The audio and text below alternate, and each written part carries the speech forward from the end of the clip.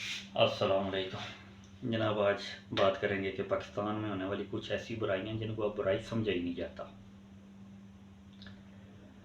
वो एक नॉर्मल बात है। सबसे पहले तो रिश्वत की बात कर दो। हमारे बड़े बूढ़े या बुजुर्ग बताते थे कि पहले जिन महकमों में रिश्वत ज़्यादा होती थी या रिश्वत का बात आम होना शुरू हुई थी ना, लोग उन घरों में जाने आने से कतराते थे कि यार रिश्वत अलाकार है कि यार ईवन के रिश्तेदारी जोड़ने से पहले भी यार छोड़ो एनू के रिश्ता देना हो सकता है ये नहीं लेंदा, लेकिन इन्हों का महकमा खराब है। लेकिन आज जब किसी से रिश्तेदारी जोड़ने के लिए जाते हैं ना, तो ये बात शायद फ़ख्र से बताई जाती है कि तनख्वाह 50,000 है, ऊपर से भी 50,000 1 लाख बन जाता है। मतलब एक बंदा किसी से रिश्तेदारी जोड़ने जा रहा है और वो बड़ा वाज़ेह कह रहा है कि मैं आराम की कमाई खाता हूँ, तो किसी की सेहत पे कोई असर नहीं है। हाँ, कुछ लोग अभी भी हैं जो इस बात को लेकर इनकार कर देते हैं कि हम उधर अपनी बेटी नहीं देंगे कि जिधर आराम खाया जा रहा हो, लेकिन अब उनकी तादाद बहुत कम रह गई है। इसी तरह झूठ बोलना, छोटी छोटी बातों पे झूठ बोलना, और अगर कोई किसी को मना करे या दायत देने की कोशिश करे, वो यार तुम के दकियानुसी गल्ला कर दें, उनकी ये दकियानुसी बात में आ जाती है। मज़हब की बात तो करते ही नहीं, इतना सा तो चलता है, थोड़ा सा झूठ भी नहीं चलता इस्लाम में अगर देखा जाए तो। अब अगर कोई इस बात को समझ ले तो वो ठीक है, अगर नहीं कोई समझता तो जनाब उसकी मर्जी। जवाब क्या आता है जनाब, इतना सा चलता है। झूठ भी एक आम बुराई में चला गया। बुराई है जनाब सिग्नल तोड़ना, इवन के कई जगह पे सिग्नल की पासदारी अब बेहतर हो गई है, मैं इस बात को मानता हूँ। लेकिन अभी भी किसी जगह पे लोग बोलते हैं कि यार निकल ही चलो। ये सिग्नल मिगल तोड़ना जो किसी बड़े एक्सीडेंट की भी वजह बनता है, सही है तो ये बुराई। लोग इस बुराई को भी बुराई नहीं समझते। छोटे मोटे कामों के लिए सिफारिश कराना, ये भी कोई बुराई नहीं। यार इतनी सारी तो चल रहा है, लोग लाइन पे लगे हुए, यार क्या करें, हमारे तलक है तो हम तो लाइन से जान छुड़ाए, लेकिन ये भी एक गुनाह है। और सबसे अहम बात, सिफारिश या रिश्वत दे के नौकरी लगना। अगर किसी आलम दीन से अगर ये बात पूछी जाए कि हम सिफारिश या रिश्वत दे के नौकरी लग रहे हैं,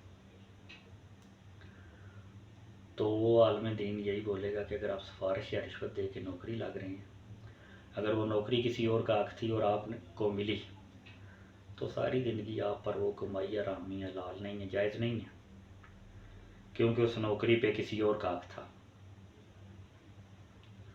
लेकिन वो नौकरी तो सिफारिश से आपने ले ली।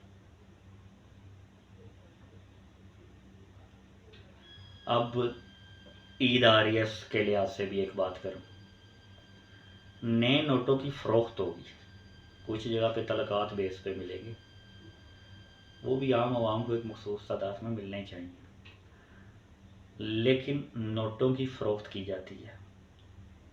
मतलब 20 वाली गड्डी जो 2,000 की मिलती है, 2,000 रुपया उसमें, उस पर 2200 या 2400 लिया जाएगा।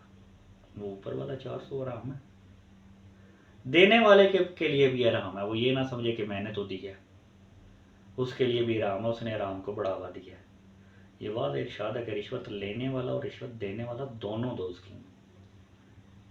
अगर लेने वाला मांग रहा है तो देने वाले को चाहिए नहीं दे, गुजारा करे, लेकिन नहीं। हमारे माशरे में ये चीज़ अब आम सी हो गई है कि या खैर या दो जान छुड़ाओ। इसी तरह किराए लेने वाले किरायों में इजाफा कर देते हैं। एजेंट सिस्टम भी आराम की कमाई में आता है।